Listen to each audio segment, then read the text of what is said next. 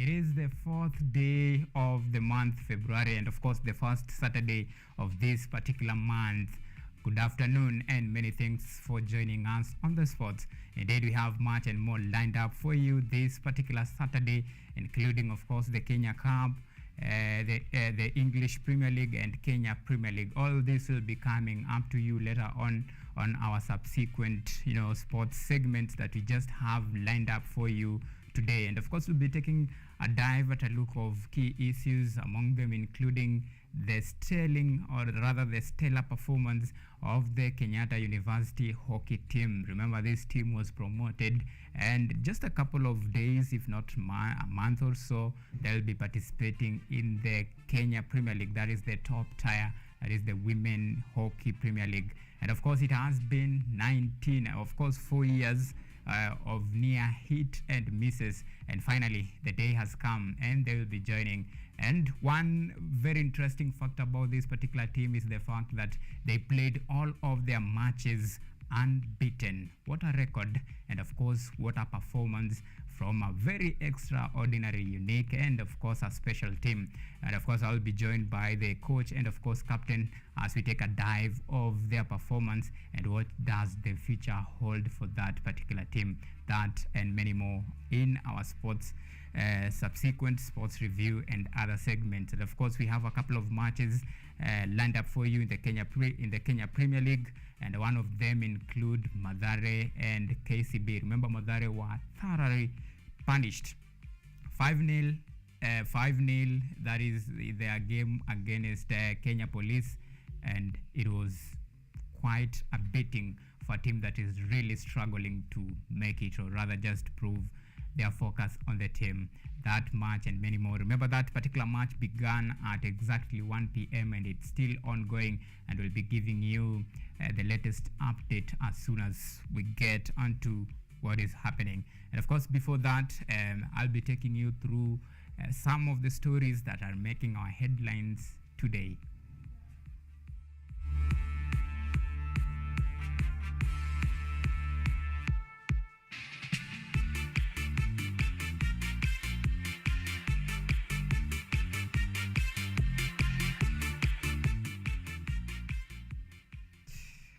All right, and now, what do you say?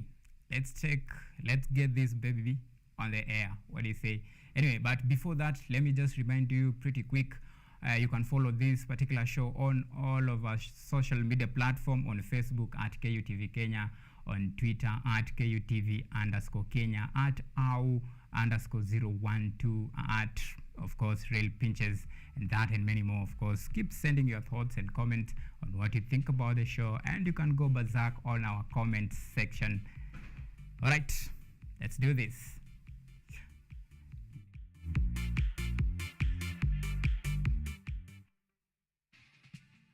As recorded history in Vipingo Golf, that is ongoing series, and Naomi Wafula recorded his first history in the Baob course in Vipingo, becoming the first Kenyan player to make a cut in the Ladies European Tour. Wafula teed it up with the company of leaders Adit Ashok of India and Alice Hassan of England, among the 63 elite players who had secured their slot in the final 2 rounds. Leader Ashok has vowed to hit the ferry of the par 73 PGA course with much needed precision to secure the first title on Kenyan soil. Can like get another one back, birdie on the night, hopefully.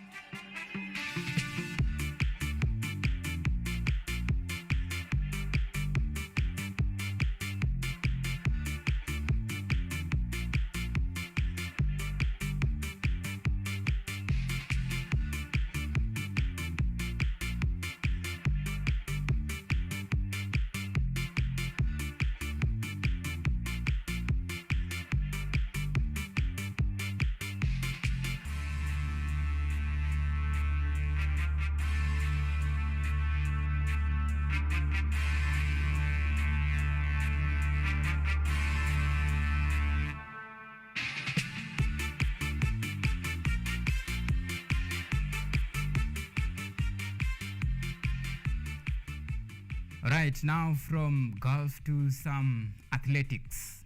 Sports Cabinet Secretary Ababu Namwamba has unveiled leaders in charge of the Olympic Committee in the preparation for the 2024 Summer Olympic Games that will be held in Paris. The CA's appointed Shadrach Muluki as the chief, Wanjiru Karani as the chief executive officer, Dr. James Andiego as the medical officer, and Ridimi Kasulu as the general manager.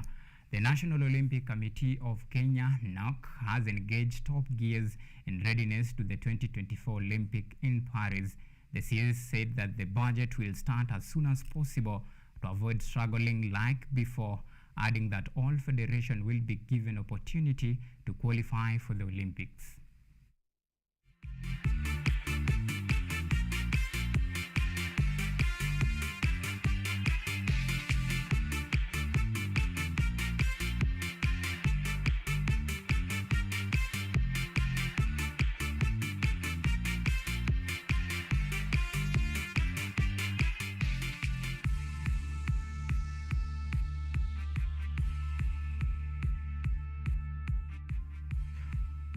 Right, moving on. Cross-country two-time Olympic Games 1,500-meter champion Faith Kipyegon and world 10 meters champions, silver medalist Stanley Waithaka Mburu are the highlights of the second edition of the Sirikwa Classic Cross-Country underway at the Lobo Village in Eldoret. The world gold level cross-country event has attracted a big number of athletes who will square it out with the Kenyan elites for the main titles.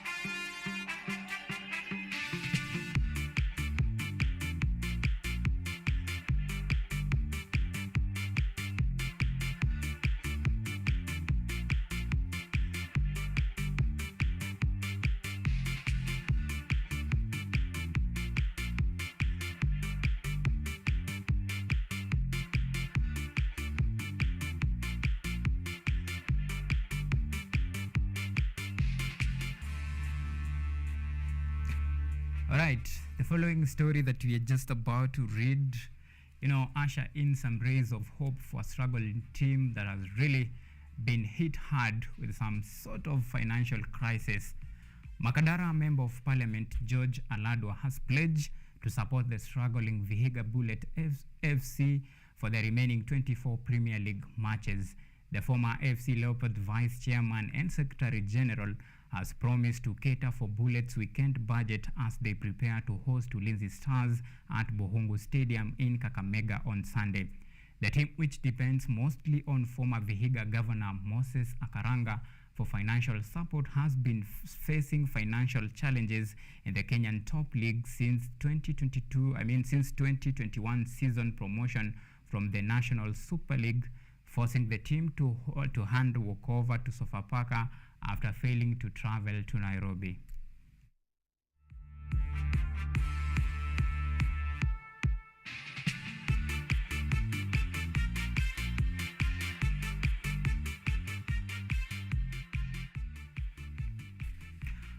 Right, and of course, for that particular story, let's bring the end of this first segment of On the Sports Show. Of course, when you come back, we'll be taking a dive at more happenings. But before that, there is this particular stories of which Kenya Cup matches that will be happening this weekend, that is today.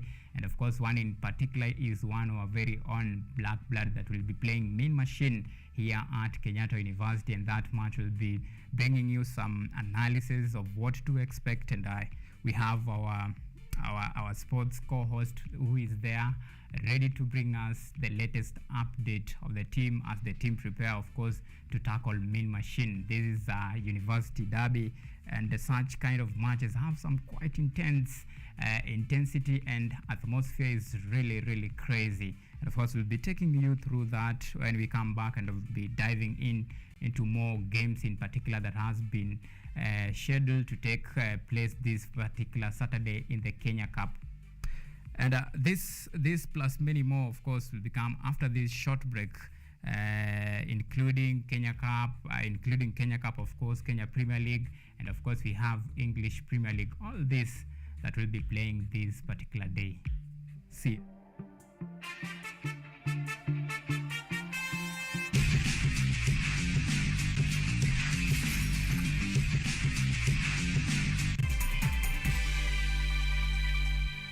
Welcome to Children's Corner.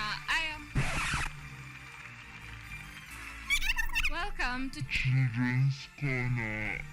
Children's Corner. Oh my goodness.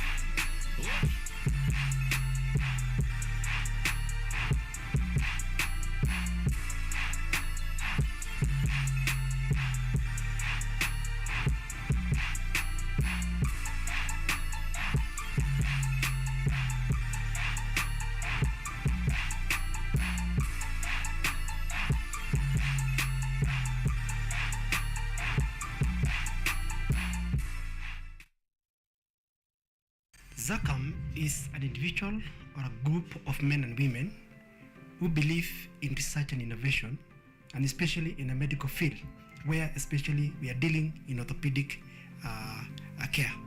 ZACAM has come up with a product or an innovation called the hip spiker table. So this hip spiker table, we came up here in locally, and we are producing it here in our workshop. We've also come up with another innovation called the fracture chair table. This one is normally used for fractures, especially for adult. Kurunzi ya kilimo huimarisha afya na uchumi endelevu katika jamii. Ni msingi mkubwa wa kipindi Boresha Kilimo. Kipindi hiki kinajikita katika teknolojia ya kisasa, utafiti na ushirikishaji wa wadau wa kilimo kuonyesha shughuli mbalimbali shambani. Kwa suluhu ya utoshelevu wa chakula, tazama Boresha Kilimo.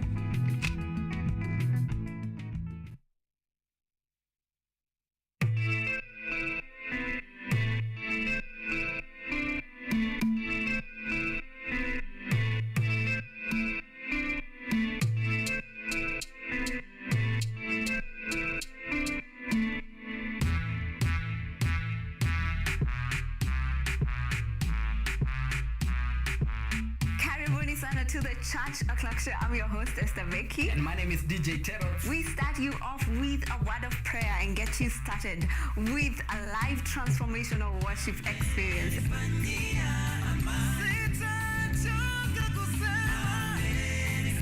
And have our minds renewed by the word of God on the word segment. And not forgetting new music za hii wiki, yani ndakuwa bado nawapatia pale wasanii wamekuwa kiwakali.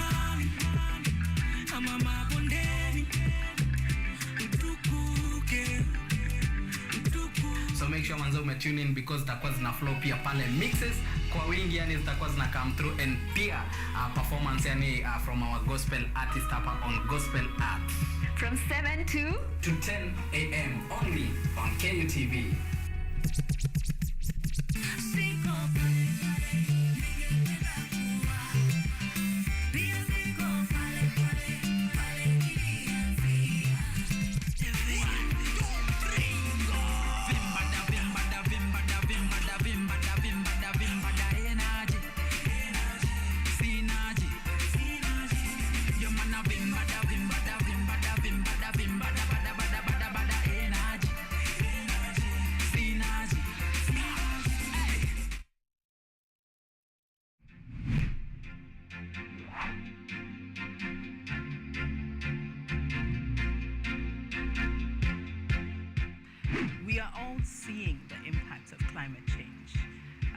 In Kenya, for example, the frequency of the floods is becoming more and worse.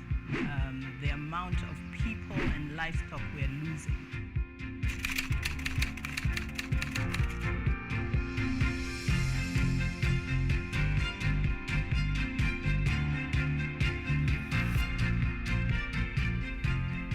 The level we need to go is a level where the normal mwananchi and also the government stakeholders can uptake these solutions. Those small acts multiplied by millions of us will help make a difference in the world at the end of the day. It's just a slight behavior change that we need, and you'll find that it serves us a bit more than you put in. And that's the goal. We want to live a better world than we found. Because at the rate we are going, it's dire. We will secure the planet for future generations.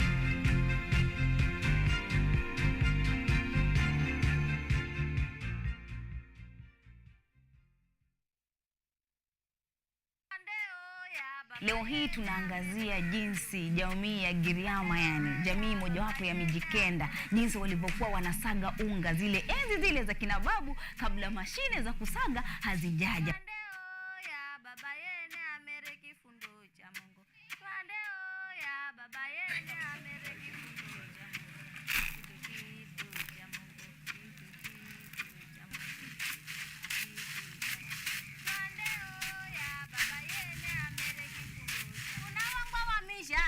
Mishala wa mafi nasaga haki yangu mizitwirere.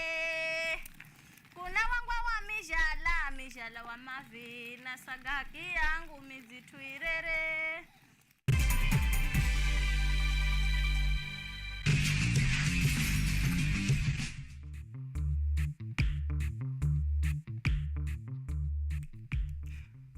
All right, welcome back. And of course, just like we had promised you earlier on, we'll be having a couple of lineups for this particular show just for you.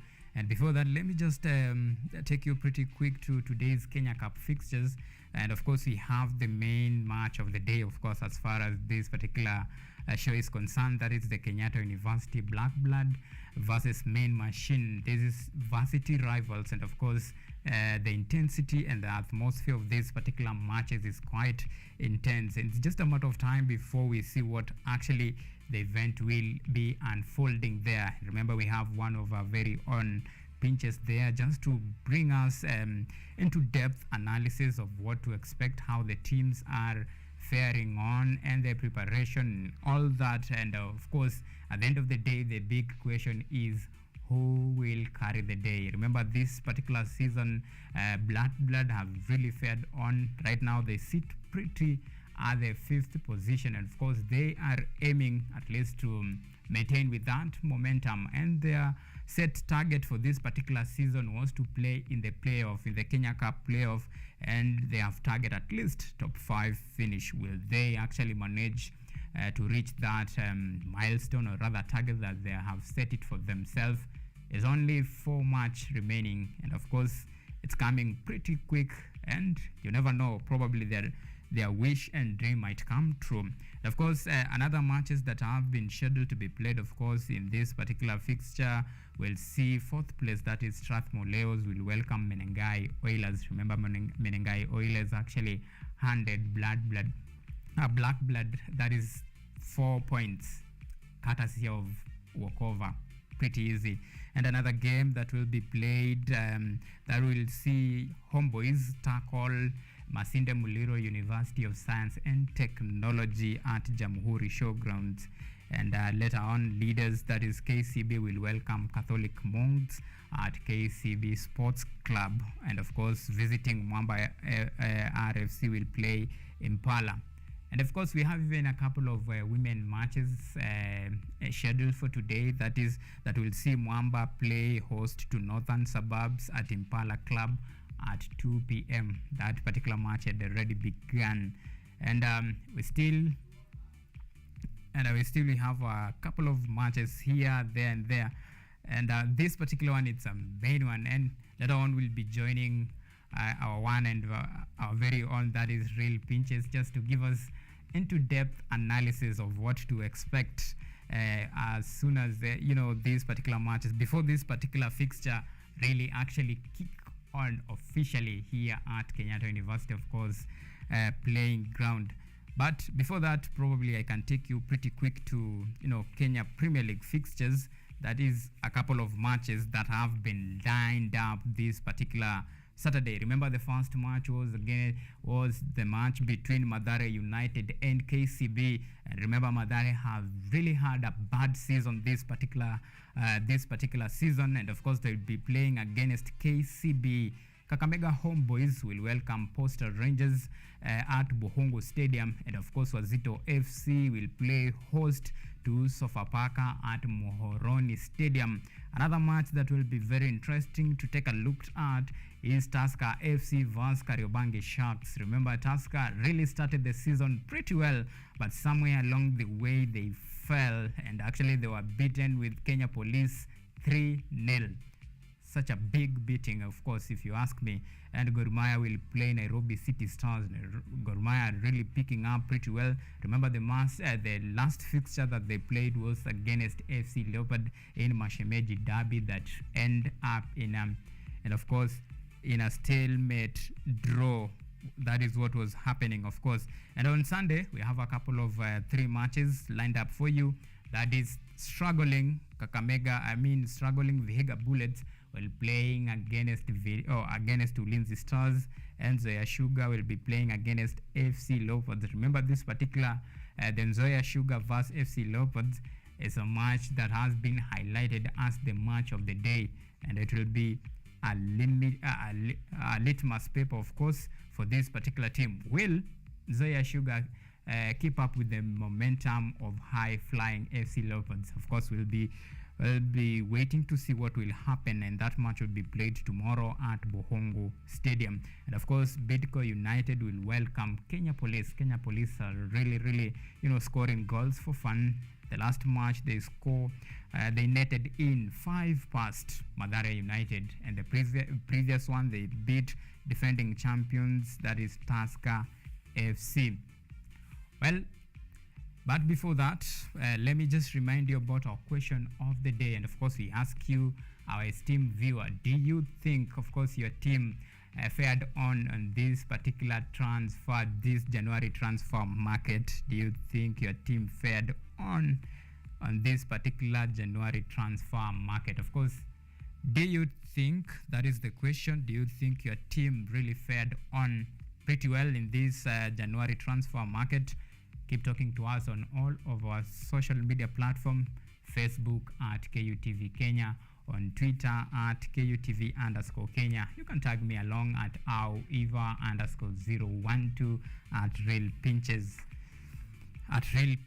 And of course, now before we dive into some other things, let me take you through even Kenya Cup fixtures. Remember, today we have KCB will be playing Catholic Monks, and Strathmore Leos will be playing against Menengai Oilers.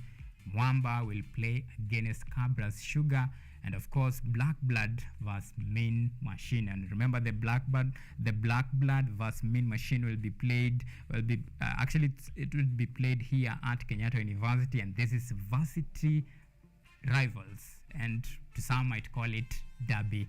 And the last match of it, Nakuru will play Kenya Harlequin. Then we have Homeboys playing against Masinde Muliro. But before that, it's pretty interesting to see how this particular Black Blood vs Mean Machine will turn out. Remember, for these are 2 teams that are eyeing at least a step notcher past what they actually recorded the previous season. Remember, Black Blood, their main priority right now is to finish within the 5 bracket, that is the top 5, so that they can qualify for the league knockout.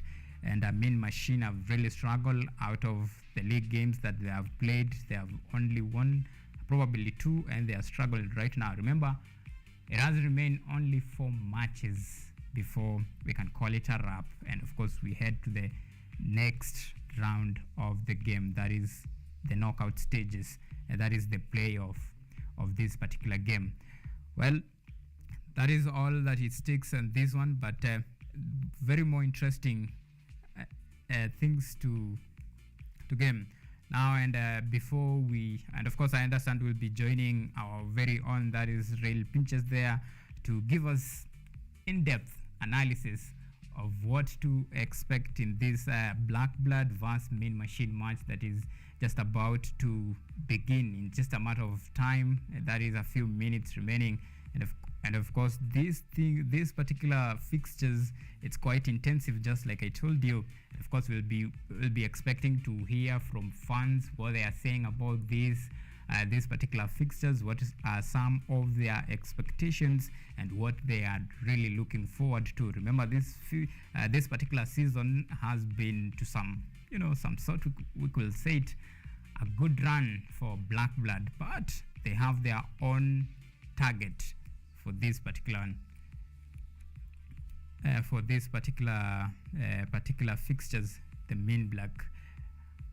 So we'll be joined by our one and only Rail Pinches. There, Rail Pinches, good afternoon.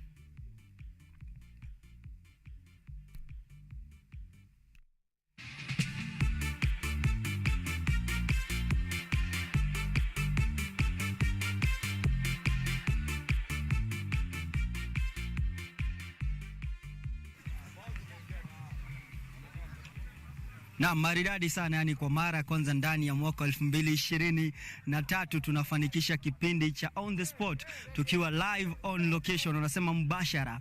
Leo tukuhakikisha kwamba mtazamaji tunakupa utamu tu wa matukio kwenye mechi ya Kenya Cup, mechi ya ligi kuu hapa nchini kati ya Black Blood RFC na Mean Machine. Wanasema ndio the original varsity derby. Utamu ulioje! Si kwamba ati hii ndio mechi ambayo pekee ambayo inasakatwa kwenye ligi ya Kenya Cup, mbali ni mechi moja ya 6 ambazo zitakuwa zinasakatwa katika maeneo mbalimbali, viongozi KCB wakiwa wanawaalika Catholic Monks katika uga wa KCB Ruaraka, alafu Kabras watakuwa na safiri hapa Nairobi kumenyana na Mwamba RFC, mechi nyingine ambayo inatarajiwa kungwananga saa 10 katika uga wa Impala. Zaidi ni kwamba Strathmore Leos atakuwa pia anamenyana pale katika uga wa Madaraka na Menengai Oilers. Ni mechi ambayo pia itakuwa na utamu wake, na pia sawa pia na mechi ya Homeboys akimkaribisha Masinde Muliro University kwenye mechi nyingine ya Kenya Cup. Lakini hayo ni hizo ama ni mechi 6, lakini ile ambayo imejaa utamu, ile ambayo imejaa mahanjam ni hii ya Black Blood RFC na Mean Machine. Ina historia yake kwamba ndio timu za kwanza za vyuo vikuu kusakataraga katika ligi kuu. Mean Machine akitangulia, Black Blood akamfuata. Yani ukifuata hadi kwenye historia tu za vyuo vikuu ama chuo kikuu cha Kenyatta sawa na chuo kikuu cha Nairobi, kuna historia ambayo kweli inafanya hii mechi inakuwa na utamu wake. Peter Pinches nitakuwa nahakikisha kwamba pamoja na Ian hapa ndani ya mjengo ambao tutakuwa tunahakikisha kwamba tunazungumza na mashabiki sawa pia na makocha kutoka timu zote mbili kuhakikisha kwamba tunapata kauli zao kabla na baada ya mechi ambayo inaratibiwa ama inatarajiwa kungwananga ndani ya sekunde tu za kuhesabu. Ni mechi ya Mean Machine 2 na Black Blood 2 ambayo wanacheza kwenye ile ligi ya ESS ama inaitwa Eric Shirley Shield, ambao ndio huwa ni ligi ya kutanguliza ile mechi kubwa ya Kenya Cup ambayo tunatarajia ingwenanga saa 10. Yani hapa mashabiki ndio wanaingia tu ukitazama tu kando ya uga, kutoka mashabiki ambao ni wa UON, wachezaji wa zamani wa Black Blood RFC sawa pia na Mean Machine, ambao pia najua nitakuwa nawatafuta tu kuzungumza nao kusikiana na kwamba kama hadhi ya huu mchuano imebadilika ama bado ile hadhi ya kwamba huu mchuano ndio mchuano mkubwa hasa wakati chuo za vyuo vikuu zinapatana bado upo. Black Blood hadi kufikia sasa wakiorodheshwa katika nafasi ya 4 wanafanya vizuri sana, tofauti na hawa Mean Machine ambao wanaorodheshwa katika nafasi ya 11 wakiwa na alama 7. Kwa hivyo kama wewe unaishabikia Black Blood, najua utakuwa na raha ya kwamba timu yako inafanya vizuri msimu huu. Kumbuka wameweza kuandikisha hata ushindi dhidi ya Menengai Oilers ambao wanaorodheshwa katika nafasi ya 3 hapa. Kwa hivyo itakuwa na maana sana. Wanasema kwenye mitaa utawasikia wakisema wale ambao wamefuatia raga, kushinda mechi hapa Bloodbean huwa si rahisi. hata Mean Machine wanajua si rahisi. Lakini kando na kwamba wanaorodheshwa katika nafasi ya 11, Black Blood wakifanya vizuri katika nafasi ya 5 na alama 18, wako na tofauti ya takriban alama 10. Alama 11 kwa wale ambao kweli hesabu iko vizuri. Haina maana, haimaanishi kwamba hii mechi itakuwa ati kwamba Black Blood ndio wana nguvu labda kuwazidi Mean Machine, lakini kila siku huwa ni mechi ambayo inakuwa na utofauti sana. Wanasema derby ni derby.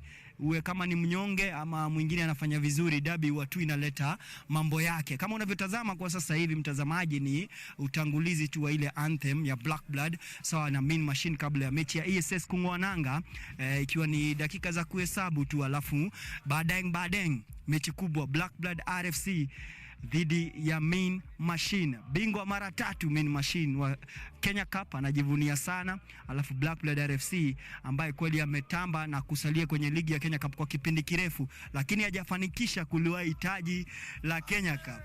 Sasa hata huu msimu sidhani ataliwahi, lakini inakuwa unapata zile bragging rights sana iwapo kama unapata ushindi dhidi ya Mean Machine. Ni nafasi pia ambao nimetwikwa jukumu, ndio mashabiki pia wanaleta mahanja maina yake. Nimetwikwa pia jukumu, nimeambiwa wa pinches ukiingia hewani akisha kwamba unaambia mashabiki wa Black Blood wajae, kiingilio ni bure. Najua ngure anatazama tu, anasema acha nimalize hii show hapa, mimi naenda kupata raha ya raga. Yani ndio mambo ambayo tutakuwa tunakuandalia hapa. Mtazamaji, itakuwa ni raha sana kama utatufuata tangia saa hii hadi ambapo tutakuwa tunafunga kipindi, kwa sababu hapa tunakupa vitu mubashara live from the location Black Blood RFC dhidi ya Mean Machine. Mechi nyingine pia ambayo sijakutajia Kenya Cup ambayo itakuwa inafanyika ni Nakuru dhidi ya Queens ama Kenya Harlequins. Mechi kigaragazwa katika uga wa Nakuru Athletic Club samahani, alafu Homeboys dhidi ya Must. Leos wakiwakaribisha Oilers. Kabra Sugar ambaye anashikilia nafasi ya pili dhidi ya Mwamba. Kwenye jedwali KCB anazidi kuongoza na alama 35 sawa na Kabras ambaye yuko katika nafasi ya pili na alama 34. Alama 4 mbele ya Menengai Oilers. Kumbuka kwamba kwenye finali ya msimu jana Kabras na Oilers ndio walifanikisha Kabras akitamba. Queens wako katika nafasi ya 4 na alama 19, alama 1 mbele ya Black Blood RFC ya chuo kikuu cha Kenyatta. Alafu Homeboys katika nafasi ya 5 na alama 14 sawa na Mwamba RFC, lakini anawazidia zile alama ambazo wamepachika. Nakuru yuko katika nafasi ya 8 na alama 12 sawa. Catholic Monks akishikilia nafasi ya 9 samahani na alama 10. Strathmore Leos na alama 9, alafu Mean Machine na alama 7, na anayefuta mkia ni Masinde Muliro University.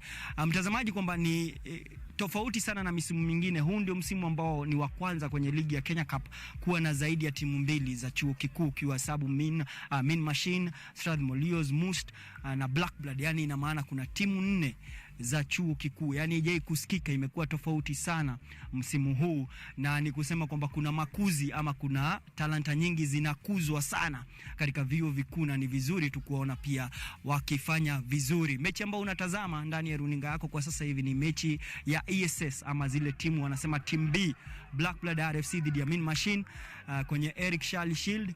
Mechi kingwananga ambao tunatarajia itakuwa inakamilika ndani ya dakika 80. 40 za kipindi cha kwanza tuchukue pumziko, alafu 40 za kipindi cha pili tufunge kazi, tuanze matayarishi. Hii watu ni ya kutengeza uwanja tukigojea mechi ambao ndio mechi inasubiriwa kwa sana, mechi ya Black Blood RFC dhidi ya Mean Machine, match day 8 ama ndio mchuano wa 8 msimu huu wa Kenya Cup. Tutakuwa tunazungumza na kocha William Moto ambaye kwenye vipindi za awali kwenye on the spot nilikutajia kwamba amepata kupata ile scholarship ya kusafiri Ugiriki kusoma masuala ya kuandaa michuano na maandalizi ya Olimpiki. Tutakuwa namtafuta kuzungumza na yeye.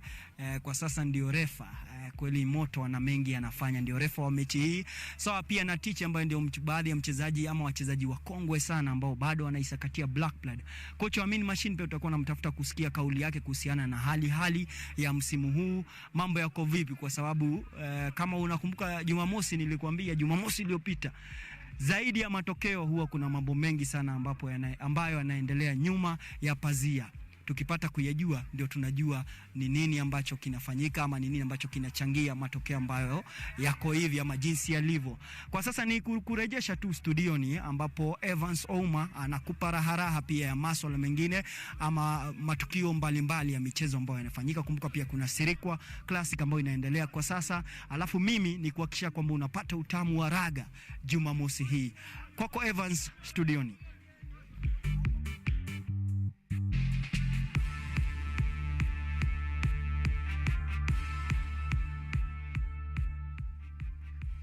Right, thank you so much, Real Pinches, for giving us in-depth analysis, of course, of what to expect and what is actually happening there at Kenyatta University Sports Ground. Of course, there, as you can see, was that is Team B, that is Black Blood and Mean Machine, that is Team B. And in that particular match, you can call it a curtain raiser, ushering in a way for the main event that will be happening later on at exactly 4 p.m. That is Black Blood vs. Mean Machine. Quite a big match, if you ask me, given the history of the two teams and of course the records that is there, each one and the dominance. And of course every team will be wanting to stake their claim as one of the most successful, of course, teams in the history of Kenya rugby as far as university games are concerned. Of course, we'll be going back to our main, of course, our sports, that is Real Pinches, to give us a brief analysis later on about what to expect, with a couple of interviews lined up for you with, of course, the coach that is the motor that will be taking us through that. But later on, just to give you a brief highlight of what to happen, remember earlier on there was some quite very interesting statistics, or rather facts, about the number of teams, that is university teams, that have made it to this particular Kenya Cup. And if Catholic Monks are one of them, Strathmore Leos, that is one of them, that is make it 2. Then we have Black Blood, the vs. Mean Machine, actually it's 4 teams. Then we have Masinde Muliro, quite a big number to make it this particular lot for this particular team. And what is happening is quite great, and we'll be waiting to see what will happening. And this actually highlights the importance of nurturing talent, especially at university level and any institution, because the future of this great country, as far as rugby is concerned, depends on these particular teams, and of course players that are right now the beacon of hope and the future of tomorrow. That is quite good statistics to take a look at. And a quick fixtures, if I can read to you, pertaining this particular Kenya Cup. Remember, we have league leaders KCB who will be playing against Catholic Monks. Then Strathmore Leos will be playing against Menengai Oilers. Then Mwamba will be playing against Cabras Sugar. Then we have the big match, or rather the highlight of today, that is Black Blood vs. Mean Machine, the University Derby. And of course, Nakuru vs. Kenya Harlequin. Then Homeboys vs. Masinde Muliro. Of course, we'll be going back, or later on we'll be joined by our sports, that is Real Pinches, to give us in-depth analysis, including particular interviews that will be happening, but that will happen later on. But first thing first, I think it's a good time to take our first short break, to take our second short break. But before that, of course, up next I'll be joined by Lincoln Michael, who will be joining us just to take you through our fixtures that we will be breaking to you down into in-depth analysis of what to expect, of course, pertaining Kenya Premier League, the Kenya Cup, and of course English Premier League, that we'll be talking about what to happen. And that particular sports review, or rather breakdown of what to happen, will come to you in a short while. But first, let's take yet another break. We'll be back.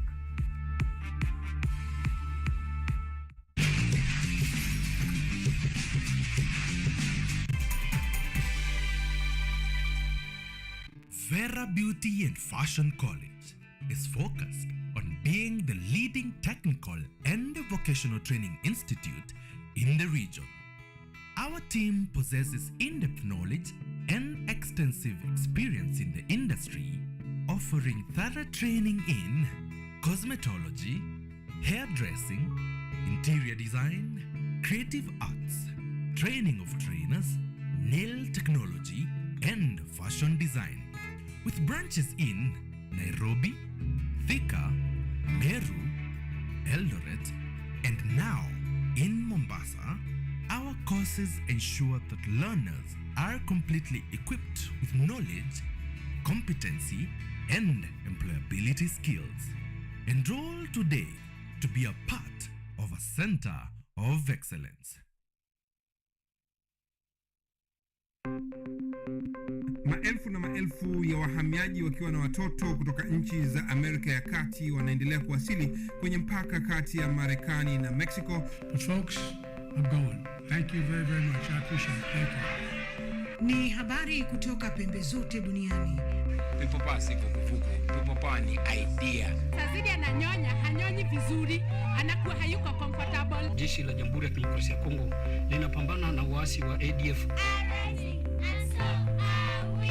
Kwa sasa wanatoa wito kwa mashirika, makampuni na vile vituo vya uchukuzi. Mambo mengi yatakwenda kama yalivyopangwa. Hapa ni kuna mmoja wa viongozi wa chama cha wavuvi katika eneo hili. Zaidi tunajaribu kuwapa chanjo ili ina boost ama inanyanyua kinga ya mwili. Hiyo inaenda kupelekea kupambana na virusi. Ni duniani leo, Jumatatu mpaka Ijumaa, moja kwa moja kutoka VOA Swahili, Washington DC.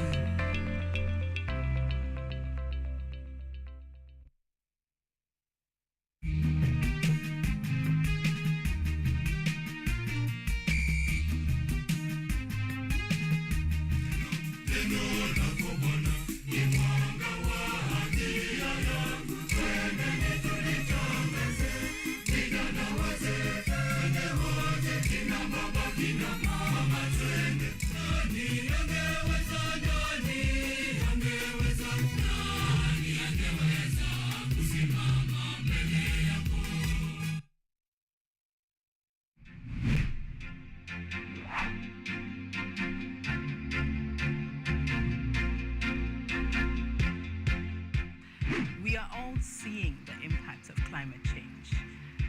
In Kenya, for example, the frequency of the floods is becoming more and worse.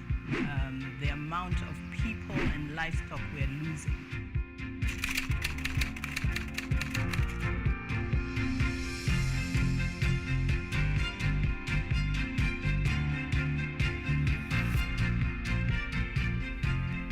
The level we need to go is a level where the normal mwananchi and also the government stakeholders can uptake these solutions.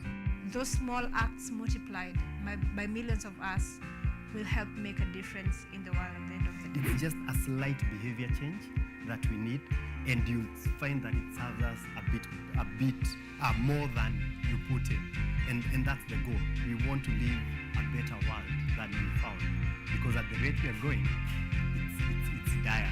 We will secure the planet for future generations.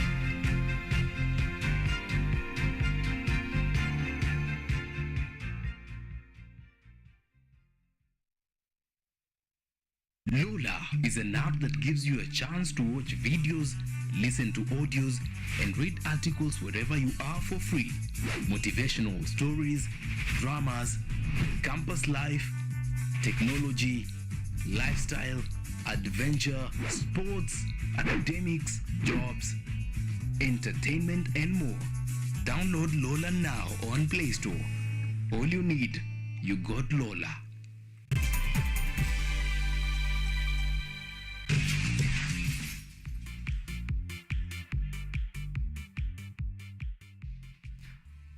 Right, welcome back, and of course we are here just in time for you, and of course we have just to remind you about our question of the day. Do you think your team has fared on this particular January transfer? Of course, keep talking to us. Do you think, of course, your team has fared on this particular January transfer, that is transfer window? Of course, keep talking to us on all of our social media platform, on Facebook at KUTV Kenya, on Twitter at KUTV_Kenya. You can tag me along at @out_Kenya. 012 at Real Pinches.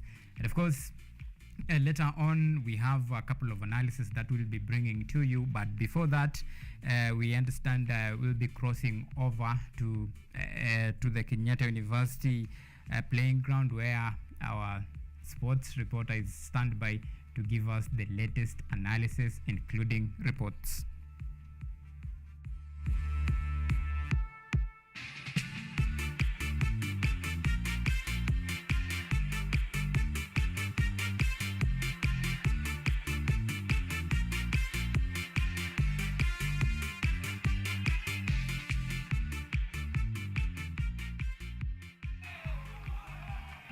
Fantastic. Yani ndio nakwambia, ndani ya uga wa Blood Bean tunakuandalia utamu wa aina yake. Mechi ya Kenya Cup kati ya Black Blood RFC na Mean Machine ambayo tunatarajia ingwenanga saa 10, ambao umetazama tu. Tunasema kwa Kiingereza ni ESS sides ama Eric Shally Shield team, ambao watu ni warm up ya kuhakikisha kwamba uwanja uko tayari kwa the big game. Mitandaoni wanasema ndio the original varsity derby. Kihistoria ni kweli ndio the original varsity derby. 3-time Kenya Cup champion Mean Machine taking on Black Blood RFC hapa ndani ya Blood Bean. Itakuwa ni mechi maridadi sana. Yani ndani ya dakika tu za kuhesabu nimepata tu msalimu ama kupatana na kocha wa Mean Machine, ambao ambaye atakuwa anatuambia tu kauli tu za mipango iko vipi leo na season imekuaje. First of all, karibu sana. Ndio the first time mimi na wewe tuna have interaction ya rugby tangia ushift from coaching. Kwa mtu ambaye ndio the first time anakutazama kwenye runinga ya QTV, jitambulishe kwake na kazi ambayo unafanya. Mimi naitwa Nicholas Abok. Mimi mzaliwa Mombasa, nikasoma huko magharibi Maseno School, nikakuja Egerton, nikakuja kusoma Catholic kidogo, kamazia Catholic University, lakini nimechezea raga Impala Rugby. Tushakuja hapa kucheza na nyinyi hapa, nikuwa bado mchangamfu kijana. Chipukizi kidogo. Alafu sasa nimeanza, nimehitimu. Sasa kwa sasa mimi ndio kocha wa timu ya Mean Machine. Hongera sana Nicholas. Kwanza first of all, yani jina Nicholas nilikuwa naitafuta, alafu sasa vile umeisema mpaka nimepaint picture ya ukiwa Impala. Sababu mimi rugby nimefollow rugby for a while, na I think pia moments wakati Impala ilikuwa, sitaki sema Impala si Impala, wakati Impala ilikuwa Impala Saracens. Very Kenya Harlequins wakiwa pale juu, yani ilikuwa Kenya Cup exchange ni hiyo. Tuonge kwanza kuhusu the shift, and congratulations on your accreditation pia. Umehitimu kama kukuwa kocha wa raga ambaye ni accredited na World Rugby. I think pamoja mlihitimu pamoja na Moto, ama ilikuwa different faces? Alikuwa Moto alifika mbele yangu, lakini unajua kutangulia ndio hivyo. Ashafika, mimi ndamfuata. Lakini hivyo, lakini tuseme kweli, nimejaribu kwa kocha pia maplayer kadhaa kwa Blood hapa, kama ule scrum afalenda kesi Wahinya. Nimekocha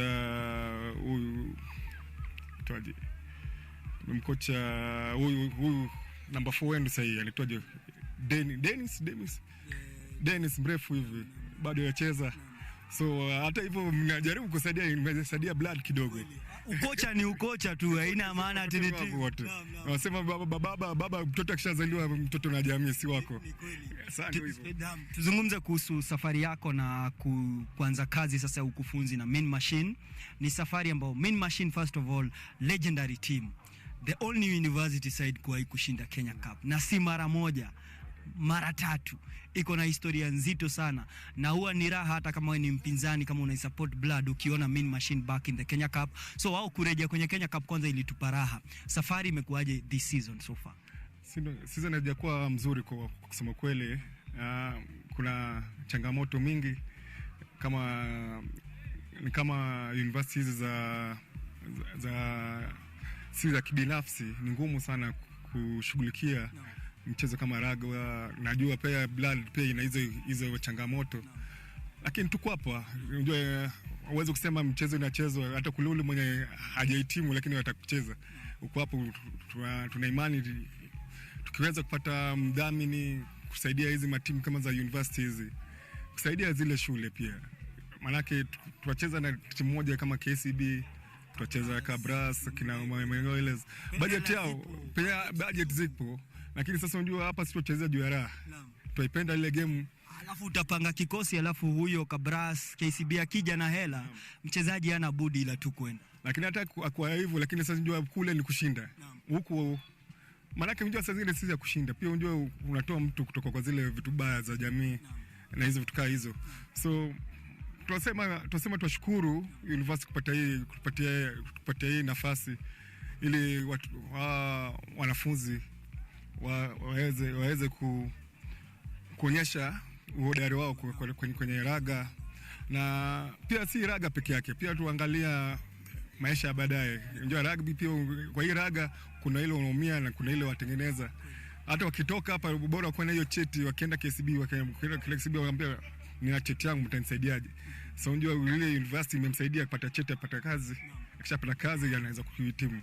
Coach, kabla tuzungumze kuhusu mechi ya leo na maandalizi, jinsi labda umeipanga kuhakikisha kwamba inakuwa ni mechi ya aina yake na inatupa raha sisi wote, hebu tuzungumze kuhusiana na hili swala la public university teams ambazo zinatoka kwenye vyuo vikuu vya jamii. Huwa ni ngumu sana kwa sababu resources huwa minimum.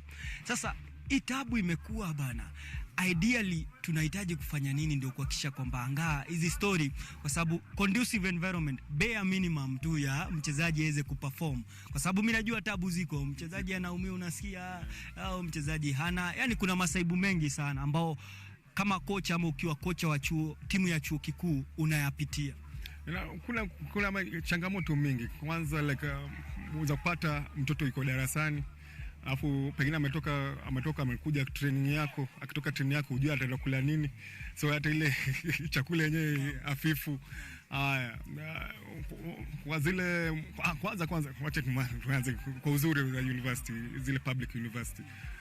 Uzuri wake zina uwanja upo. Facility bare minimum zipo. So unajua kuna hiyo uwanja, na ukitaka kwenda Mombasa, ukitaka kwenda basi ipo.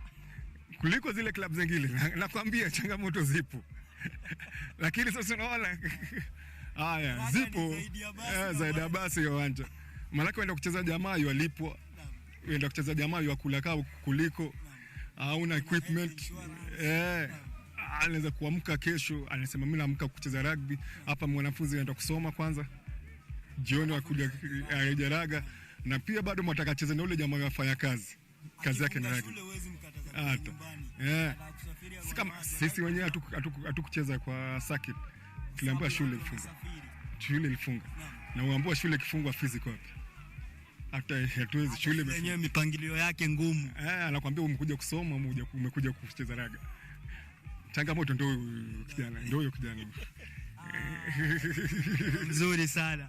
Haya, mechi ya leo, mechi nzuri sana ambao kweli najua mtazamaji kama unaona tu kwenye kando hawa ni mashabiki wale wamekuja mapema, lakini baadaye tutakuwa tunashuhudia ule upande wa umejaa mashabiki. Na sana pia wale wachezaji wa zamani upenda sana kukaa pande ule mwingine. Mechi ya leo labda umejipanga kivipi kuhakikisha kwamba vijana wako wana perform ama wanakupa matokeo ambao kweli kwenye ile after game kizungumze utaambia kweli mlifanya jinsi ambavyo tulipanga? Kwa kusema kweli ile game tulicheza against Nakuru haikuwa inakuridhisha. Tulikuwa tunacheza vizuri, left tena tukafungua mitaro zetu zikafunguka. Zile sasa maji kaanza kuyayuka. Maana tulikuwa tunacheza vizuri, left tena tukafunga duka. Kifungu tukatupa, tukapatia mwenye duka, tukamwambia chukua kenye unataka. Raundi tumejaribu, tumesema yenyewe ndio hii ndio yetu ya kusurvive. Maana tutakusurvive Kenya Cup. Unajua pia wachezaji wale ambao uko nao na mtu ambaye anafuatia raga atakwambia wa timu za vyuo vikuu hawezi jenga tu with one season. Hata tumetoka, ndio tulikuwa tuko chini. Tukuja chini na tukasema tulikuwa tunafaa tukuja ile vile COVID ilikuwa. Lakini tukaambia waache turudi chini, tuchukue tupitie zile rada zile pitia safari ya kutoka championship. Tukapita tukapanda juu. Lakini sasa tukapanda juu tukauliza tukapoteza watu wachezaji wengine. Hiyo najua hata kampa zote ziko nazo. Fourth year wanaenda. So hii ndio ipo. Lakini sasa hii ni timu mbili. Nakwambia uzuri wa timu mbili inamaanisha waweza kupata mtu wa timu ya pili unapandisha juu. Next year pia tutafanya hivyo. Mikakati zipo. Lakini sasa bado hizo changamoto zipo pia. Lakini si kwa ubaya. Hapa tupo. Tunatarajia matokeo mema kwetu na pia ndio tunataka mchezo mwema kutoka kwenu. Mchezaji mgani ambaye unasema kweli ndio hiki kikosi na wachezaji wawili ambao hawanajua? Unajua kuna kocha ana uwezo wa kujua huyu ni kijana na safari yake. Hata Wahinyu umemtaja. Kwa hivyo ulikuwa unajua huyu namfunza, lakini najua huyu hakai sana na mimi, anaenda mahali ambapo ni wembe. Kuna jamaa wembe kwa watatu. Kuna huo yetu Adam Mugo anataka kumaliza, kuna Bruce Odhiambo anacheza center. Kuna ule 15 jamaa mdogo ni anacheza scrum. Ni scrum half Marvin. Kuna Victor Mumia.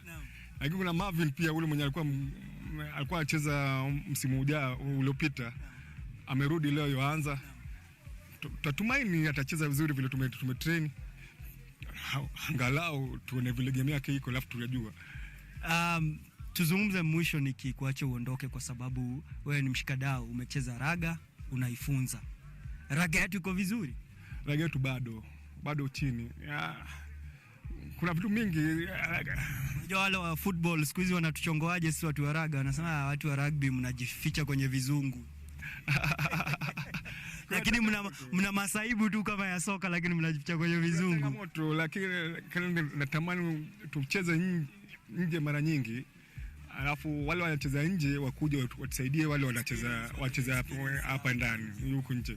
Maana ukiangalia game zetu za hapa kuna vitu mingi, yani makosa zatokea mara nyingi. Unajua si zile game ya flow.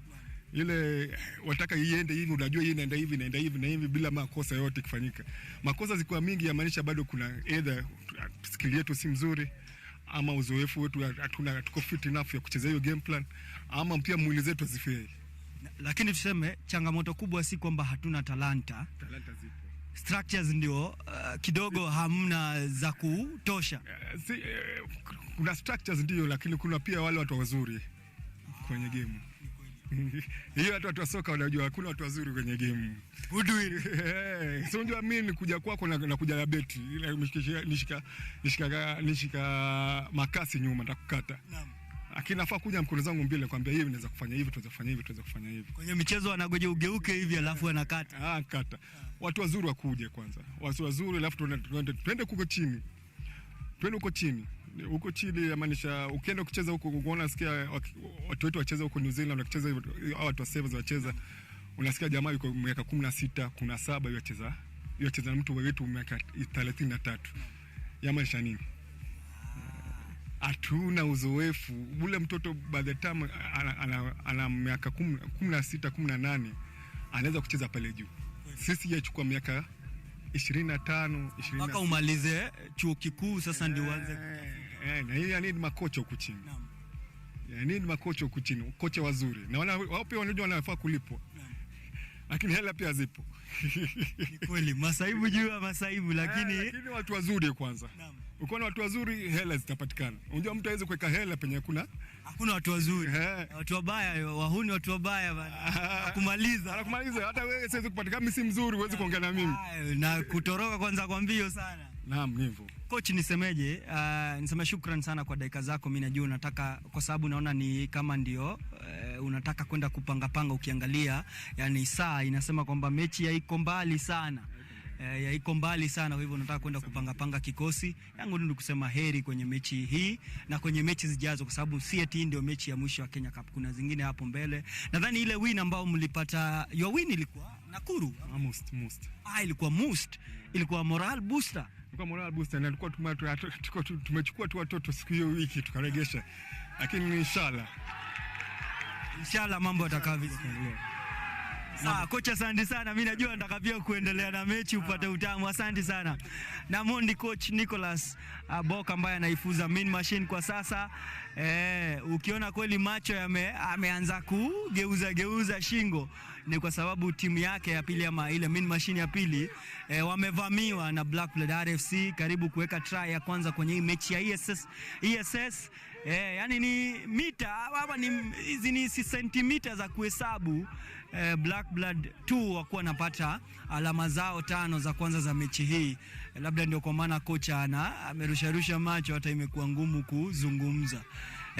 Ndio raha tu ya raga ama mechi za Kenya Cup ambazo zinaandaliwa ndani ya nyuga tofauti. Hii ni Mean Machine dhidi ya Black Blood, kuhakikisha kwamba tunazungumza. Najaribu tu kumtafuta Moto William, kocha ambaye yuko mbio tu, iwapo mwelekezi wangu Ryan Ngure atakuwa ananiruhusu, sawa na Mali Koyondi, ya mbio tu nizungumze na Moto William. Karibu Moto, tuzungumze bana.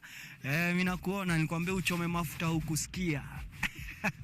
Vipi bana? Poa sana, jambo. Na kuona ulikuwa katikati kwenye uwanja. Referee alichelewa kidogo, kabidi being a certified World Rugby referee wakaamua nianze ndio tusidileishe game ya pili. Nasikia mimi nikiwa nawe karibu na wewe naonanga ni kama unapatanga nafasi ya kurabit off kwangu kwamba you are certified. Usisahau hata wakati wako ulipokuwa unacheza, kumbuka nilikupea makadi kadhaa. Nyingi disciplined wewe. Si nilikuwa huenda, unajua pia refa huja na agenda zake. Sasa nataka tuzungumze mbio kuhusiana na first of all mechi ya leo, na umepangaje kuhakikisha kwamba unapata ushindi dhidi ya Black Blood? Unafanya vizuri, nafasi ya 5, difference of 11 points na mpinzani wako wale. Asante sana. Thank you very much for this. Ungependa niongee Kiswahili ama Kizungu? Changanya. Bora mtazamaji apate habari. Sawa, nashukuru. Asante sana. Hujakosea kwa kusema kwamba tuko kwenye nambari ya 5 na wapinzani wetu wako nyuma yetu kwa alama 11. 11. Goli yetu ama ile kitu ambayo tunaangazia, kitu ambayo tungependa kufanya ni kukua kwenye nafasi za 4 bora ili tuweze kumake ile kitu tunaita playoff position. Kumbuka mwaka jana tulimiss kidogo juu tulimaliza nambari ya 6. Leo tuko tu nambari 1 nyuma ya wale ambao wako kwenye nafasi ya 4, wale Kenya Queens. So goal yetu ni kushinda mchezo wa leo, na pia tunataka tu kushinda na alama 5 ile kufuata try 4 kuendelea. Hiyo ndio dream yetu leo. Na ukiona ESS sasa hivi wale wachezaji wa daraja ya pili ama wale ESS wanajaribu kuset hiyo team. Wamefanya hata kocha Nicholas bana, hata interview hizi endelea. Naelewa. So ni hivyo. Then sisi hatujali wale opponents ambao tunapata. Ukiangalia kwanza hapa home ground yetu hii mwaka imekuwa ni 100% win. Ninatumai kwamba wachezaji wetu wa leo wataweza keep the same tempo, wataweza make sure is 100% win. Tulikosea kukosa ile alama ya bonus wakati tulikuwa tunacheza na Kwe hapa. So leo hatutaki kufanya ile makosa, tunataka kushinda, but tunataka zaidi kushinda na alama 5 kwa sababu wiki ambayo inakuja tunaenda kupatana na Kenya Queens ambao wako katika nambari ya 4. Kwa mnangangania ile nafasi. Kabisa. Hizi sheria zinabadilika sana, unajua the last time I checked ilikuwa playoff namba 1 mpaka 6 ama ilibadilika msimu jana. Ni kweli hujakosea. Mara ya kwanza ilikuwa for the last about 6 years imekuwa nambari ya kwanza hadi nambari ya 6. Kutoka ile pandemic ya coronavirus ya COVID, ile mambo na return to play tumekuwa tukiangalia. Sasa hiyo unajua ni 1 off, ile 2 off na nini. So last year, mwaka uliopita walisema ni nambari za 4 bora. Hii mwaka pia itakuwa nambari ya 4 bora, lakini kutoka mwaka ujao itakuwa sasa 6 bora kwa sababu wanaenda kuweka ile mambo na conference A na B, ile kutakuwa na home and away, kutakuwa na ile home and away wakati wa home and away kwa conference yetu, then ile 1 off kwa ile na kucheza na wale wengine. Kazi nzuri sana Moto, yani tangia uchukue usukani hapa kuiongoza Black Blood, mimi nimeona mabadiliko mengi sana. Mashabiki wanasemaje kukuhusu na usijisifu? Siwezi jisifu. Yuko mmoja anaitwa Sheka. Wewe unajua kosa kushinda hata hataki story zao. Wewe hata hizi tambua, hizi jua mnacheza na nani, hata kabla siwapige hiyo ni. Wa kwanza anakuja akisema wacha niende hiyo game. Wasiposhinda ndatusi hiyo management yote. lakini tunashukuru kwa sababu mafans wako na ile haki yao, unaona? Wakati mchezo inafanyika vibaya wako na ile usemi yao pia. Wakati mchezo inaenda vizuri wanaweza kosa kutusifu ama kusifu wale players, lakini unajua pia hizi sifiwa wakati kazi mzuri. So naweza sema kwamba mchezo umekuwa poa. Tangu tuchukue usukani, kwanza ningependa kushukuru coach Michael Tank Otieno, manake mimi nasema alikuwa mkufunzi. Akiwa mkufunzi naweza sema mimi ni mwanafunzi wake wa karibu. Juu kuna zile system nililearn kwake, ni vile tu sasa nikaleta zangu kidogo za tiche kidogo na zile mbinu 2-3 mpya na ushasema. Lakini unajua lazima tushukuru kwanza wale waliotutangulia, alafu ndio tushukuru wale ambao wako. Then mimi pia siwezi jipa sifa, naweza sema niko na kikosi cha ufundi ambayo inafanya kazi yake vizuri. Ukaangalia coach Tichi ambaye sasa bado anacheza, lakini bado anatuletea zile inaitwaje, kuna zile vitu vingi anafanya vizuri sana katika bado ni active kabisa. Alafu pia naweza sema pale katika forwards tuko na coach Polycarp ambaye amekuja kutusaidia hapo kwenye forwards. Alafu tuko na Rabut pia amekuwa pale ametusaidia. Kuna coach Mali na amesaidia pia kwa backs, ni vile sasa amekuwa busy kidogo. Kwa hivyo naweza sema sio mimi bali ile mchango wa kila mtu. Alafu pia kikosi cha ufundi mnaweza kuwa na kikosi kizuri sana, wachezaji wakose kufanya kazi yao. So naweza sema at the end of the day wale players ndio nitawapea hizi sifa zote, kwa ushindi zote nitawapea. Wakati tumechapwa ama tukilose hiyo nasi mimi naye nitachukua hiyo, but wakati wameshinda ni wao tunapea hiyo sifa bana, tuli tukashiba. Sasa tufunge na hii ya Ugiriki kwa sababu najua studioni pia wanataka kuendelea na mazungumzo mengine. Ugiriki bana, habari imetokea Moto William win scholarship to study something Olympic level. Yani zile kosa ambazo unaenda kusoma ni nyingi, lakini ziko na Olympic. Kwa hivyo ukisoma tu Olympic unajua ni massive, ni kitu massive. Hebu tueleze hii safari ilikuwaje kupata huu uthamini wa kusafiri Ugiriki, na labda pia unasafiri lini? Asante. Kwanza ningependa kushukuru. Anza na kunishukuru. Wacha nianze kushukuru babu hapa kwenye maombi zako. Na pia mafans na players, nasema players in general. Wajua zile maombi pia watu wengi wanakuombea yenye vitu zikienda mzuri, ni ile maombi watu wengi wanakuombea. So starting with KU, Blackland imenipea platform kubwa sana, nimeanza kuonekana as a player, then vile nirudi as a coach, as a NCC, imenifungulia njia mingi. Then Kenya Rugby Union as a federation, pia juao we had to apply through the same. Niliambiwa tulikuwa watu wengi karibu 1000 ambao wali apply through Kenya Rugby. Then wale wakajaribu kuangalia mapepa zao waone ni nani ana style zaidi. Kule mchujo yao, then wakapeleka majina kama 10 kwa NOC, ile Local Organization Committee, so ile National Olympics Committee of Kenya. Wale pia unajua wanapata zinaitwaje hizi mapapers hizi zinaitwa watu wakisha apply, so different applications. Kiswahili nao umenichanganya. So most of the National Olympics Committee gets all those applications.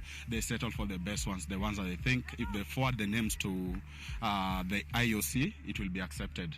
So nashukuru kwamba ukilinganisha zile federations zote, kulikuwa na athletics, badminton, swimming, rugby, yote ambayo uko na michezo hapa nchini, yes, walikuwa na chance ya kuapply.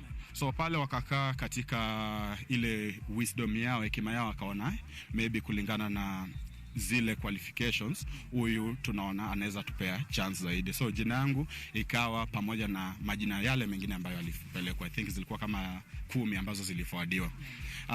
Ni kweli imekuwa process ngumu. So I'm so happy, I count myself to be lucky to have been successful after applying through written application to IOC.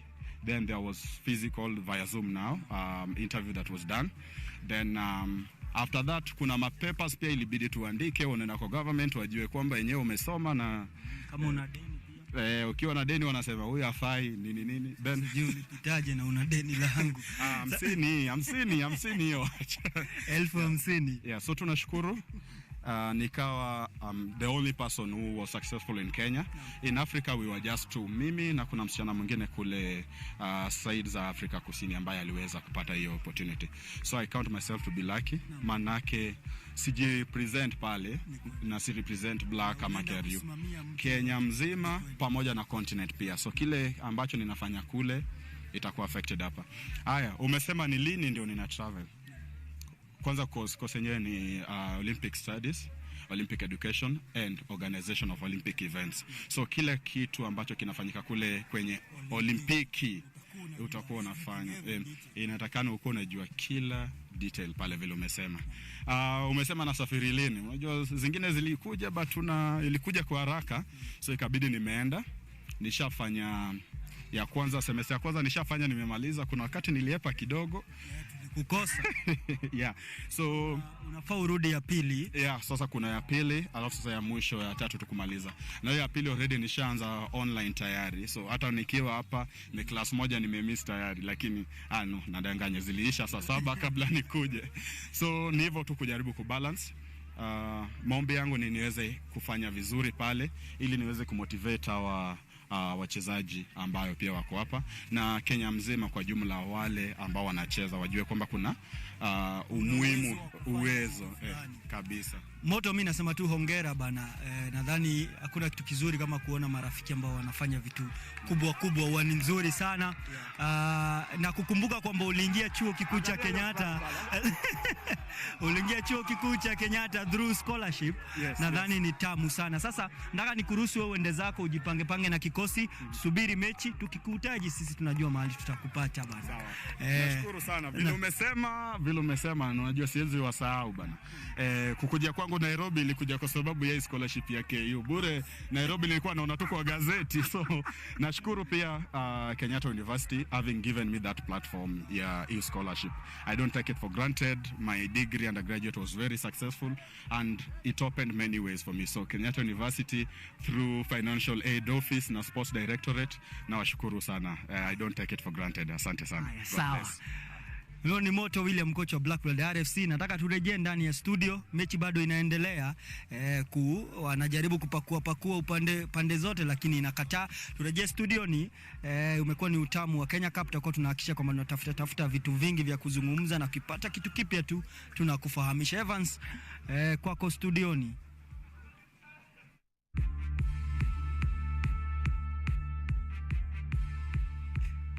Right, thank you so much, Pinches, for that extensive and in-depth analysis with the two coaches, that is William Moto, the Black Blood, that is tactician, and of course just giving us his highlights about what to expect today and actually what he wants to achieve this particular day, and of course the rest of the season. Remember, the main target for him is to actually finish within the top 4 so that they can go to the playoff.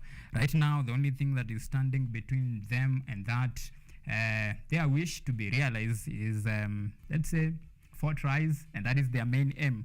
And it has been some quite interesting statistics, of course, to notice. The one that actually evaded me for quite a while, the 100% win record this particular season for Black Blood. And of course, as the stadium is famously known, the Black Bean Stadium, 100% win.